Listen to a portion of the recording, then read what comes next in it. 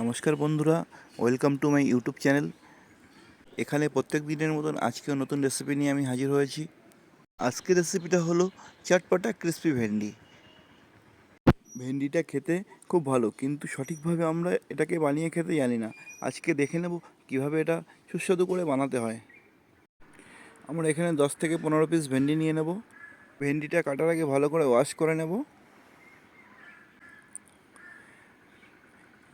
এরপর একটা ভেন্ডিকে আধা ফালি করে খুব পাতলা পাতলা লম্বা লম্বা করে কেটে নেব। আপনারা যত পাতলা কাটতে পারবেন তত ক্রিস্পি হবে জিনিসটা, ভালো লাগবে খেতে। একটা কথা বলে রাখি, ভেন্ডিটা ধুয়ে ভালো করে ড্রাই করে নেবেন। আমি এখানে ড্রাই করে নিয়েছি, আর জল থাকলে ভালো হবে না। আসুন, আমরা সম্পূর্ণ ভেন্ডি কাটা হয়ে গেছে, দেখে নিন কী সাইজে কাটতে হবে। এইভাবে কেটে নেবেন আপনারাও সুন্দর করে।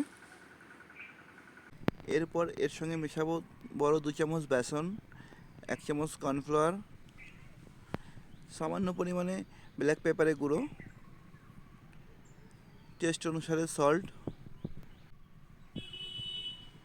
এখানে কিছু লাল লঙ্কার গুঁড়ো।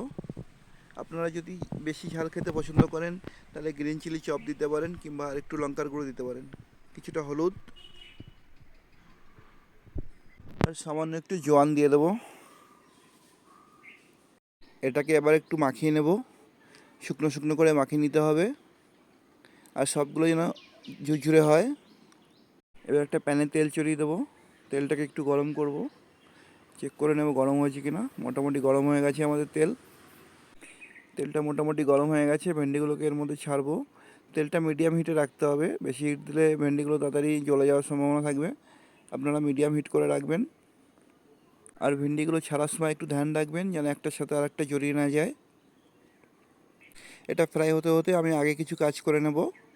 একটা পেঁয়াজ নিয়ে সুন্দর পাতলা পাতলা কেটে নেব।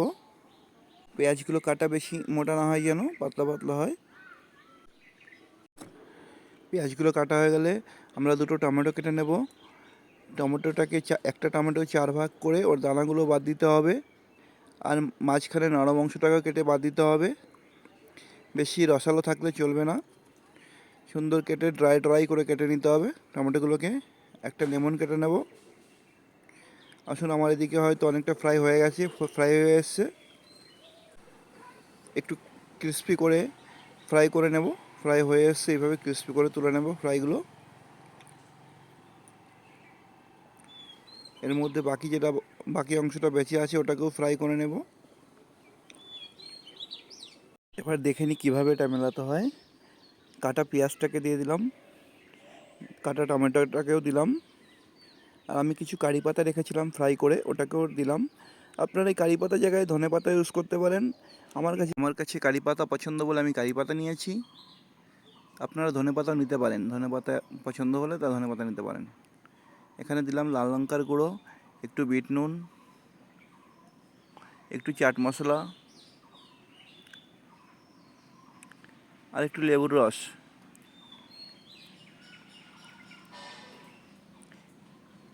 এটাকে প্রথমে ভালো করে মাখিয়ে নেব সুন্দর করে।